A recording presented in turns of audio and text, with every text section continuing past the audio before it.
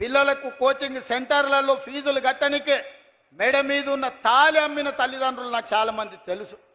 వాళ్ళ కష్టాలు తీరాలని, వాళ్ళ పిల్లలు పీజీలు పిహెచ్డీలు చదవాలని, డాక్టర్లు లాయర్లు కావాలని, తమ జీవితాలలో వెలుగు రావాలని కోట్లాది మంది పేదలు గ్రామాలలో కలలు కన్నారు. అందుకే ఆ పిల్లల కోసం సర్కారు కొలువుల కోసం ఎదురు చూడకుండా ఎంబడెంబడే నోటిఫికేషన్లు ఇచ్చి ఈరోజు ఉద్యోగాలు ఇస్తున్నాం. మధ్యలో కొంత ఆలస్యమైంది. ఎందుకంటే మా దామన్న సుప్రీంకోర్టు నుంచి ఆర్డర్ తెచ్చిండు. మాదిగ ఉపకులాల వర్గీకరణ జరగాలని సుప్రీంకోర్టు ఆదేశం ఇచ్చింది. నేను నోటిఫికేషన్లు ఇస్తే సమాజానికి నష్టం జరుగుతుందని మా సంపత్ కుమార్ చెప్పిండు.